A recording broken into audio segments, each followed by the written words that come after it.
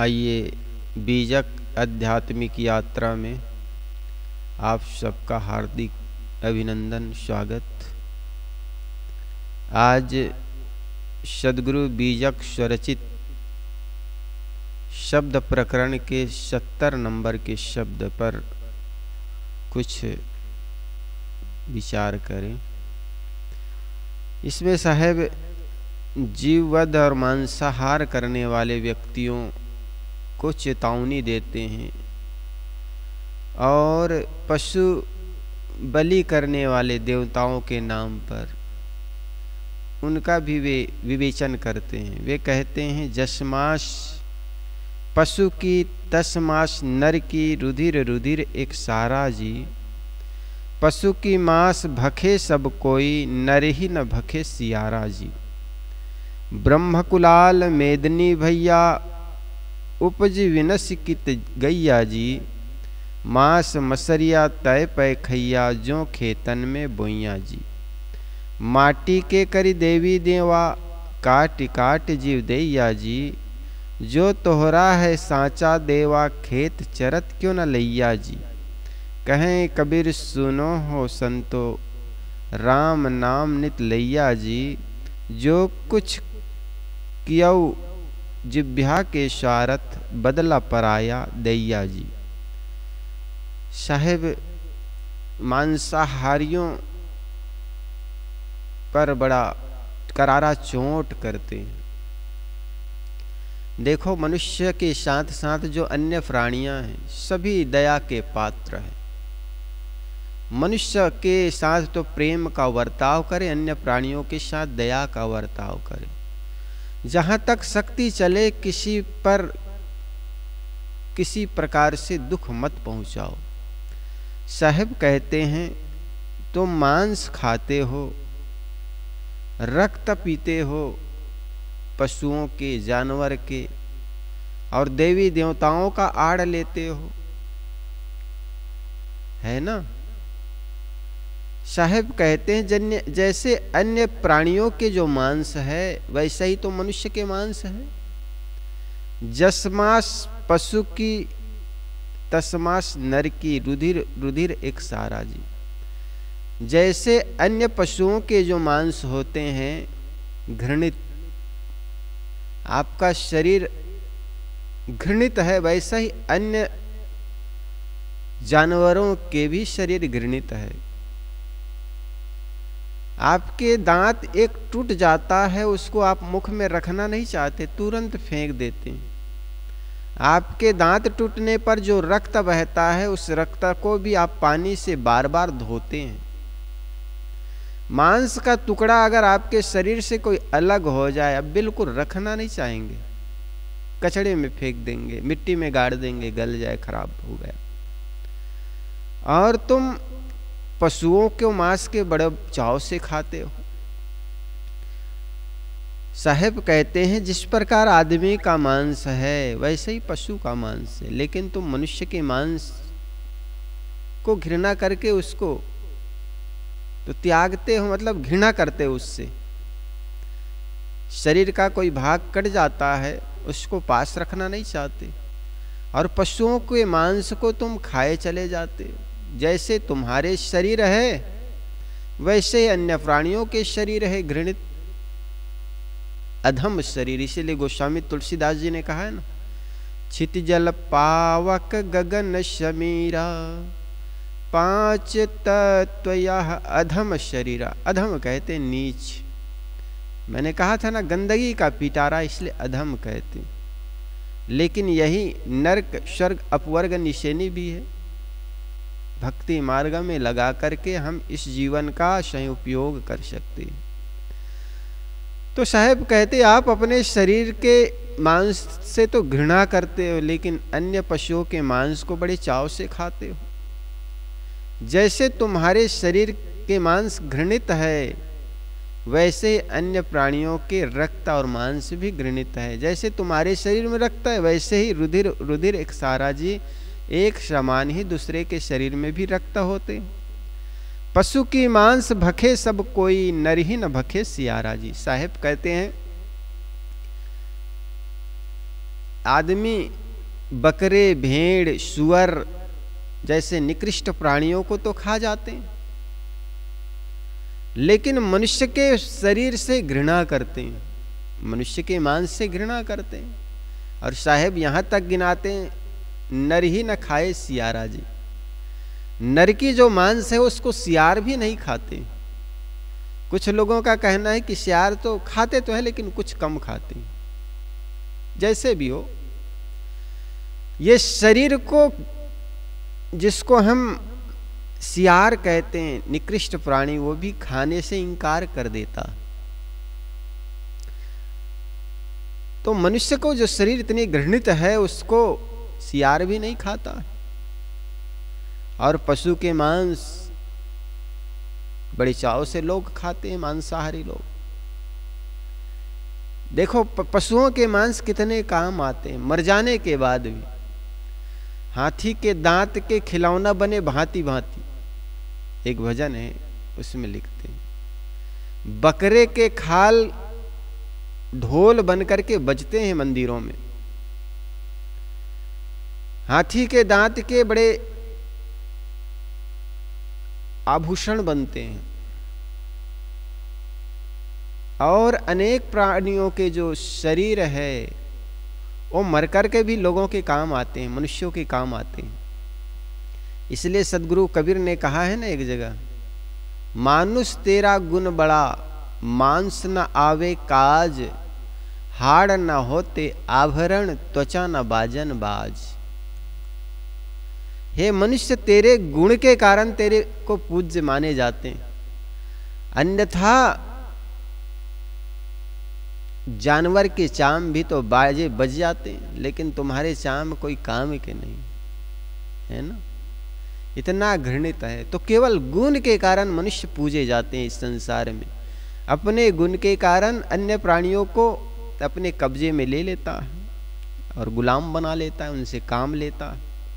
तो बुद्धि के कारण आदमी पूजनीय और कुछ नहीं है। बाकी तो पशु और मनुष्य में कुछ अंतर नहीं है, केवल गुण के कारण। इसे साहब कहते हैं मानुष तन, मानुष तेरा गुण बड़ा। ये मनुष्य तेरा गुण के कारण तो बड़ा है इस संसार में, अन्यथा तुम्हारी आंख से भी तेज देखने वाले गिद्ध है।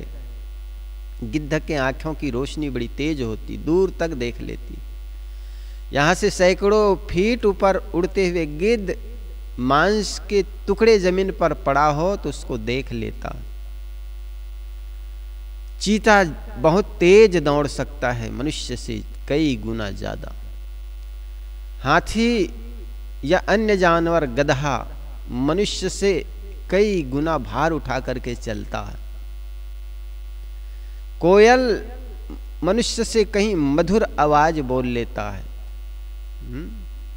कि नहीं। इसलिए कोकिला कंठ कहे जाते हैं लोग। कोई मधुर आवाज गाता है, ऐसे नहीं कि मनुष्य के कंठ, कोयल से उनकी तुलना की जाती। किसी प्राणी को मनुष्य से तुलना नहीं की जाती कि मनुष्य जैसा दिख रहा है। अन्य प्राणियों के लिए कहा जाता है, जो भी उपमा दी जाती है अन्य प्राणियों से, कहती इसके गले बहुत अच्छे, कोकिला कंठ। फलों का भी उदाहरण दिया जाता है, इनके दांत बड़े दारम की तरह है, एक पंक्तिबद्ध होता है, हिरनी जैसी आंखें हैं इत्यादि। जब अन्य प्राणियों के उदाहरण दिए जाते हैं, अन्य प्राणी तो अपने प्रकृति से कभी नीचे गिरता ही नहीं है। जो मांस खाने वाले प्राणी हैं वो मांस खाते हैं, उनकी प्रकृति है। जो शाकाहारी खाने वाले गधे हैं वो गधा भी भूल से तंबाकू मांस खाता ही नहीं। एक बार बिहार के गांव में कार्यक्रम हो रहा था। कार्यक्रम के बाद जब घूमने जाना हुआ खेतों की तरफ, तो खेतों में एक बहुत सुंदर हरियाली पौधे उगे हुए थे। पत्तियां बड़ी बड़ी चौड़ी चौड़ी थी, लेकिन बाड़ नहीं लगाए थे, घेरा नहीं लगाए थे। बड़ा सुंदर हरियाली और बेड़ा घेरा नहीं लगाए थे। तो मुझे आश्चर्य हुआ यहाँ पर जानवर चल रहे हैं आसपास सड़कों पर, और इसमें बाड़ नहीं लगाएं, घेरा नहीं लगाएं। ऐसा नहीं कि जानवर घुस जाए चर जाए, तो बेड़ा क्यों नहीं लगाए गए, घेरा क्यों नहीं लगाए? तो उन्होंने कहा साहब इस पेड़ को कोई खाता नहीं, इस पौधा को कोई खाता नहीं। कहा क्यों? क्योंकि ये तंबाखुर की खेती है, और तंबाखुर की खेती में गधा भी घुसता नहीं, क्योंकि गधा खाता नहीं। हमने सोचा, माथा पकड़ लिया, अरे गधा भी जानता है किसको खाना चाहिए किसको नहीं खाना चाहिए, लेकिन मनुष्य एक ऐसा गधा है कि नहीं खाना चाहिए उसको भी खाता। मांस और घास को दोनों को चट कर जाता है। प्राकृतिक स्तर पर देखा जाए तो मनुष्य की जो बनावट है वो शुद्ध शाकाहारी है। पशु मांसाहारी कुछ जानवर होते हैं, जैसे कुत्ते हैं, शेर है, और जानवर होते हैं, उनके बनावट अलग होते हैं। जैसे उनकी दांतें, कुत्तों के दांत हमने देखा बहुत दूर दूर होते हैं, नुकीले होते हैं, बड़ी तेज होते हैं। लेकिन मनुष्य का जो दांत है पंक्तिबद्ध होते हैं, क्योंकि मांस को काटने के लिए नुकीले दांत की जरूरत पड़ती है। और मांसाहारी जो प्राणी होते हैं जीभ से पानी पीते हैं, होठ में लगा कर नहीं पीते हैं। आप गाय को देखो, होठ से पानी पीते हैं। मनुष्य भी होठ में लगाकर पानी पीते हैं, लेकिन कुत्ते और सिंह जो होते हैं जीभ से पानी पीते हैं, जीभ से उछाल उछाल कर पानी पीते हैं। इस प्रकार हम देखते हैं कि जो प्राकृतिक जो बनावट है मनुष्य के, वो शुद्ध शाकाहारी है। तो मनुष्य का जो शाकाहारी होने के बावजूद अपने को मांसाहारी बना डाला। साहब वही बात कहते हैं, पशु की मांस भखे सब कोई, नर ही न भखे सियारा जी। ब्रह्म कुलाल मेदनी भैया, उपजी विनसी कित कैया जी। लोग कहते हैं ब्रह्मा ये सृष्टि के निर्माता है। कुलाल कहते हैं पृथ्वी, कुम्हार, कुलाल कहते हैं कुम्हार को, और मेदनी कहते हैं पृथ्वी को। लोग कहते हैं ये पृथ्वी को, सारी सृष्टि को ब्रह्मा ने रचा है। लेकिन वे ब्रह्मा भी उपजी बिनसी कित गैया जी, जन्म लेकर के कहाँ गए कुछ पता नहीं चलता। मनुस्मृति में एक जगह कहा गया है कि ब्रह्मा ने अन्य पशुओं को यज्ञ के लिए बनाया है। चूंकि यज्ञ संसार के उद्धार के लिए होता है, इसलिए यज्ञ में जो पशु मारे जाते हैं वो मारे नहीं जाते, वध किए जाते हैं वो वध नहीं करते, बल्कि लोक कल्याण के लिए किए जाते हैं। इसलिए वो वध या हत्या नहीं है, ऐसा लोगों का धारणा है। इसलिए साहब यहाँ पर ब्रह्मा का नाम लेते हैं। यहाँ बीच में घुस गया ये बात, तो समझ में कुछ ऐसा लगा कि ये कैसे शब्द आ गए। साहब बड़े हर चीज के बड़े अध्येता थे ही। मनुस्मृति भी जानते थे, दुनिया के सारे ग्रंथ पढ़े थे, चूंकि वे उदाहरण देते हैं जगह जगह। यहाँ कहते हैं ब्रह्म कुलाल मेदनी भैया, कुम्हार कुलाल, कुम्हार, मेदनी पृथ्वी, सारी सृष्टि को उन्होंने बनाया। और ये मानते हैं कि वे अन्य पशु पक्षी को यज्ञ के लिए बनाए हैं, और यज्ञ समाज के हित के लिए होता है, कल्याण के लिए होता है। इसलिए यज्ञ में जो बलि चढ़ाए जाते हैं वो हत्या नहीं है। इसलिए किसी ने कहा वेद में जो पशु बलि है वो बलि नहीं। उन्होंने लिखा है कि वेदों में जो बलि प्रथा है या फिर ऐसा कुछ है वो हत्या नहीं है, जायज है, ऐसा कुछ लिखा गया। तो साहब कहते हैं वे भी कहाँ चले गए जिनको हम मानते हैं कि समाज कल्याण के लिए पशु पक्षी को बनाए हैं बलि चढ़ाने के लिए। क्योंकि बलि प्रथा जो है समाज कल्याण के लिए की जाता है, इसलिए वो हत्या नहीं, ये मानते हो। तो स्वयं उपज करके जन्म लेकर के कहाँ चले गए कुछ पता ही नहीं चलता।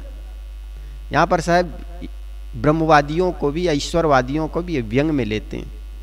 आगे साहब कहते हैं, मांस मसरिया तय पाई खैया, ज्यों खेतन में चाहिए खेतन में बुइया जी।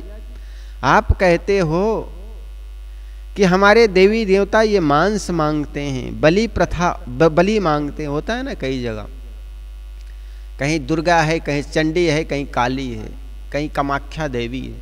लोग कहते हैं कि हमारे देवता बलि मांग रहे हैं। और यही मुसलमानों में भी होता है, वे लोग हलाल करते हैं, ये हलाल वे झटका मारे, आग दोनों घर लागी, सदगुरु कबीर कहते हैं ना। ये कहते हैं हम हलाल करते हैं वो जायज है, और ये लोग कहते हैं बलि करते हैं वो जायज है। साहब दोनों को लेते हैं, किसी को छोड़ते नहीं। ये हलाल वे झटका मारे, आग दोनों घर लागी। हिंसा की जो आग है ये दोनों घर लग गई है। इससे ये मत समझना कि हम भगवान को दे रहे हैं या हम खुदा को चढ़ा रहे हैं इसलिए ये पाक है। दुनिया में कोई जीव हत्या करके तुम उसको पाक मानते हो, शुद्ध मानते हो, अब भगवान को चढ़ाना मानते हो। सदगुरु कबीर इसलिए ने कहा कि ये जीव हत्या करके तुम धर्म मानते हो। धर्म कथे जहां जीव वधत है, अकर्म करे मोर भाई, जो तोहरा को ब्राह्मण कहिए काको कहिए कसाई। सदगुरु कबीर ने कहा, देखा होगा दूर से, उन्होंने सदगुरु कबीर ने देखा होगा बड़ा मंदिर है, घंटी बज रही है, घड़ियाल बज रहे हैं, कोई पूजा हो रहा होगा, चल करके देखे होंगे। तो दर्जनों इधर भेड़ बंधा हो, उधर बकरी बंधी हुई हो, उधर भैंसा को मारे जा रहे हो। सदगुरु कबीर के मन में हो, अरे रे रे रे, मैं कहाँ चला आया, मैं तो समझा ये धर्म स्थल है, घंटी और घड़ियाल बज रहे हैं, चलो माँ का दर्शन कर लो, दुर्गे माँ का दर्शन कर लो करके आया, काली माँ का, कामाख्या माँ का, ऐसे सोच करके आया। लेकिन ये क्या हो रहा है? कहे महाराज भगवान बलि मांग रहे हैं। अच्छा, तिलकधारी तलवार लिए हुए बलि कर रहे हैं, उनको देखकर सदगुरु कबीर ने कहा, धर्म कथे, इस जगह को तुम धार्मिक कहते हो, तुम अपने को धार्मिक कहते हो, इस जगह को धर्म की जगह मानते हो, और ये कर क्या रहे हो? धर्म करे कथे जहां जीव वधतु है, ये धर्म कहे जाने वाले धार्मिक जगह पर तुम जीव वध कर रहे हो। सत्संग और कथा होनी चाहिए, यहां पर तुम जीवों को मार रहे हो, और तुम तिलकधारी हो, अब चोटीधारी हो, अपने को भगवान के पुजारी मानते हो। तो बताइए तुम में और कसाई में अंतर क्या है? कोई सदगुरु कबीर के ये प्रश्नों का उत्तर? कसाई अपना व्यापार करता है, अपने जीविका चलाने के लिए प्राणियों को मार करके बाजार में बेचता है, उसको तुम कसाई कहते हो। और ये ईश्वर के आड़ लेकर स्वयं प्राणियों को मार रहे हो, तो तुम क्या कसाई से कम हो?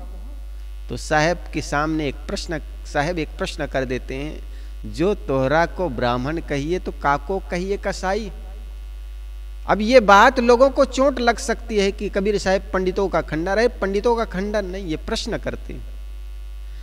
अगर एक व्यापारी पशु को मार करके बेचता है, उसको तुम कसाई कहते, तुम क्या कर रहे हो? भगवान के आड़ लेकर के तुम कहते हो अनुष्ठान कर रहे हैं, धार्मिक कर रहे हैं, तो ये धार्मिक तो हुआ नहीं, धर्म तो हुआ नहीं। और धर्म तो वो है जहां पर जीव दया कर पालिए, पंडित करहु विचार।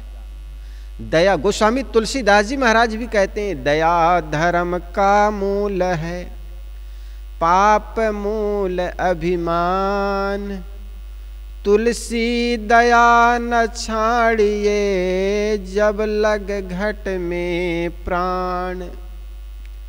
इसी बात को दया के दयावान सदगुरु कबीर कहते हैं कि अपना साजीव सबको जानो, ताहि मिले अविनाशी। दया राख धर्म को पालो, जग से रहे उदासी। दया रख करके कोई धर्म को पालन किया जा सकता है? दया को साइड करके, दया को बगल रख करके? सदगुरु कबीर ने ऐसा ही देखा होगा, प्राणियों के बलि चढ़ा रहे हैं तो उन्होंने कहा होगा दया राख, दया को साइड में रख करके धर्म का पालन करते हो। ये क्या कोई होता है धर्म ऐसा? इसको कई तरह से घुमाया जा सकता है। दया राख धर्म को पाले, कई ढंग से कहा जा सकता है। दया राख धर्म को पाले, दया को जीवन में धारण करने के बाद ही धर्म का पालन होता है, एक अर्थ यह होता है। दूसरा निगेटिव अर्थ है होता है दया को साइड रख करके धर्म का पालन करना हुआ।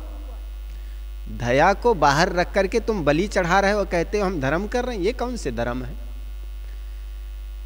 सदगुरु कबीर इस पंक्ति में बड़ा अद्भुत बात कहते हैं, दया राख। दया को धर्म से अलग करके तुम कहते हो हम धार्मिक हैं।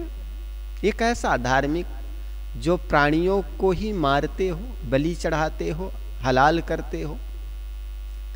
साहब कहते हैं ये दोनों ही अपने अपने घर में आग लगा रहे हैं। किसकी आग? हिंसा की आग।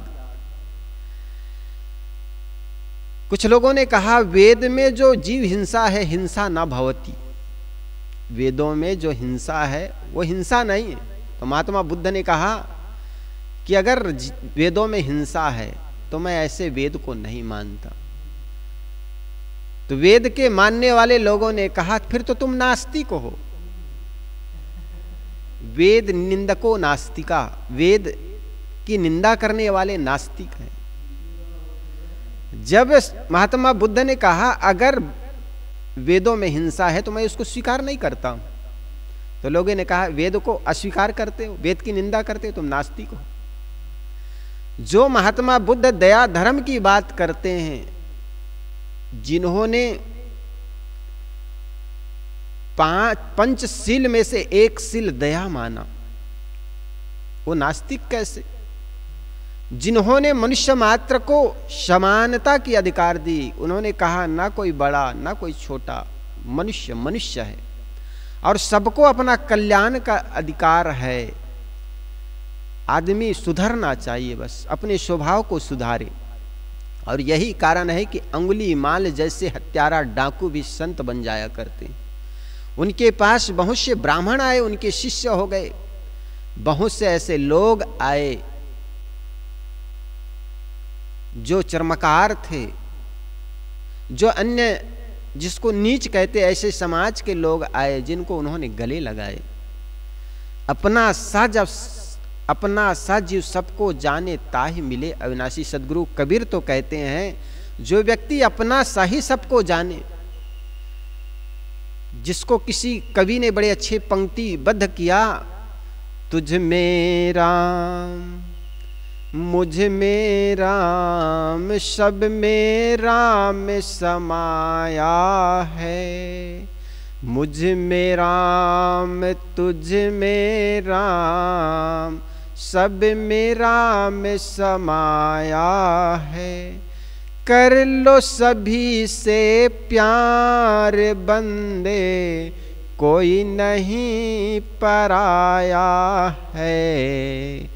तुझ में राम मुझ में राम सब में राम समाया है।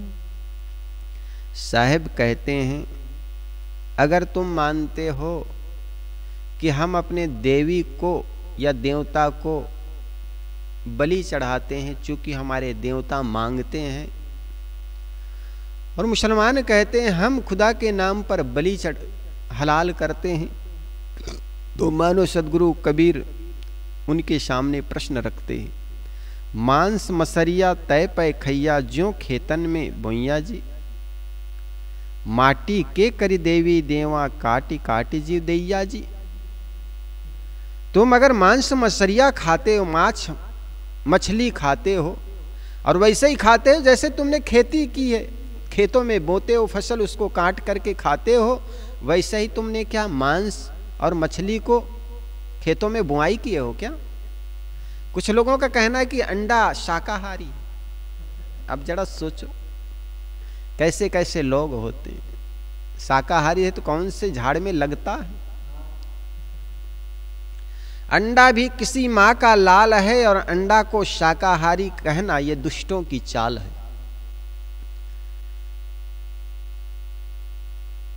अंडा कोई झाड़ में नहीं लगता है। मुर्गा और मुर्गी के रज और वीर्य से दोनों के संबंध से बनता। घृणित रज और वीर्य से देह का निर्माण होता है, अंडा का निर्माण होता। और अंडा क्या, सारे शरीर का निर्माण रज और वीर्य से होता है। और जो रज और वीर्य से दो चीजों के संबंध से जो पैदा हो, दो प्राणियों के संयोग से पैदा होता है, रजवीर्य से होता है, वो किसी माँ का लाल है।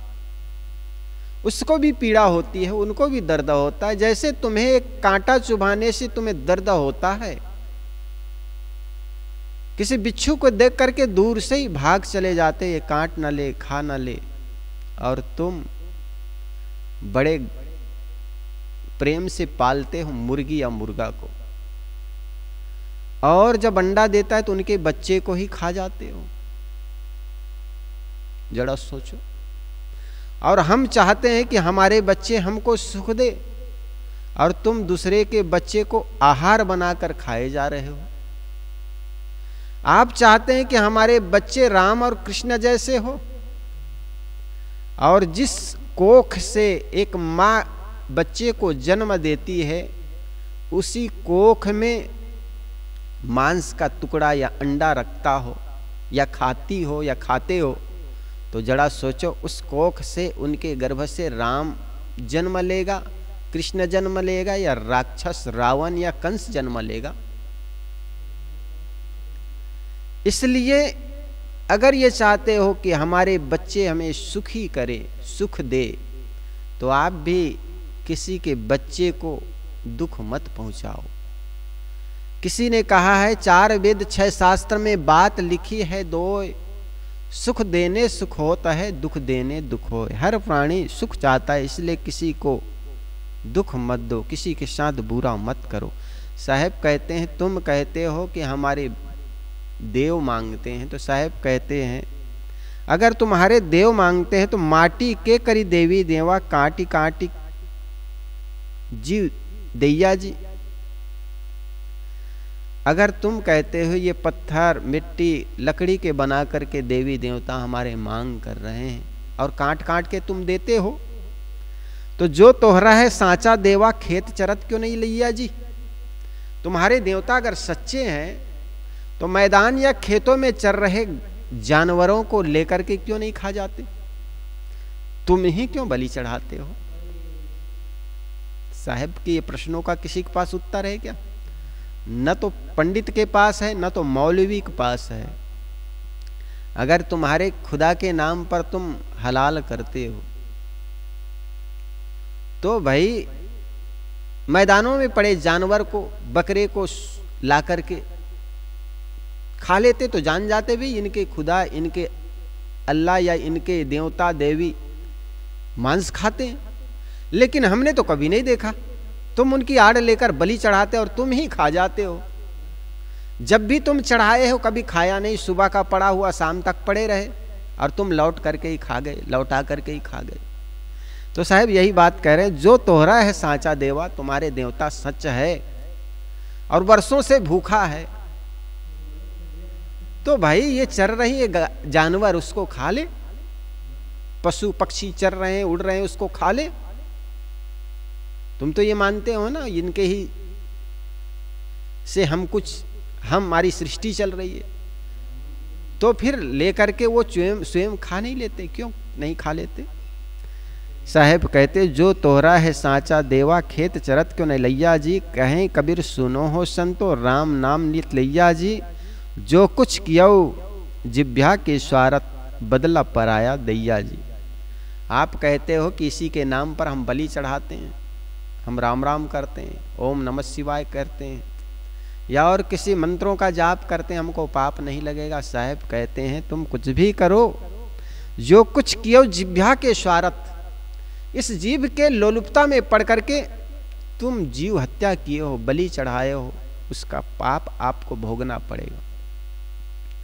सदगुरु कबीर ने किसी को नहीं छोड़ा और पंडितों ने भी किसी को नहीं छोड़ा। उन्होंने तो कहा कि महाराज राम को वनवास हुआ 14 वर्ष, उनके अपने कर्मों के परिणाम है। कहाँ पर कहे ऐसे? जैसे हम याद करें वो प्रसंग जब चित्रकूट में महाराज राम लेटे हुए हैं, बगल में माँ सीता सेवा कर रही है और झाड़ के नीचे लक्ष्मण जी खड़े हैं और साथ में वो केवट राज भी खड़ा हुआ है और दोनों आपस में चर्चा कर रहे हैं। और महाराज राम को घास के पुला में लेटे देख करके अपने विचार करने लगे। केवट राज कहने लगे कि लक्ष्मण, वो मां कैसी है? वो कैकई, जिन्होंने 14 वर्ष का वनवास दे दी, कैकई ने दी थी ना। कहां वो राज सिंहासन में सोने वाले, कहां वो राजगद्दी पर बैठने वाले, ये घास के पूल में आज लेटे हुए हैं, घास में लेटे हुए हैं। ये सबको सुन करके लक्ष्मण कहने लगे, भाई ये सब कर्मों का परिणाम है। ना काहो सुख दुख करदाता, निजकृत कर्म भोग शून्य भ्राता। कहीं कहीं ये बात को कुछ लोग कहते हैं कि ये बात महाराज राम ने कहा है, लेकिन यहाँ पर रामचरितमानस में लक्ष्मण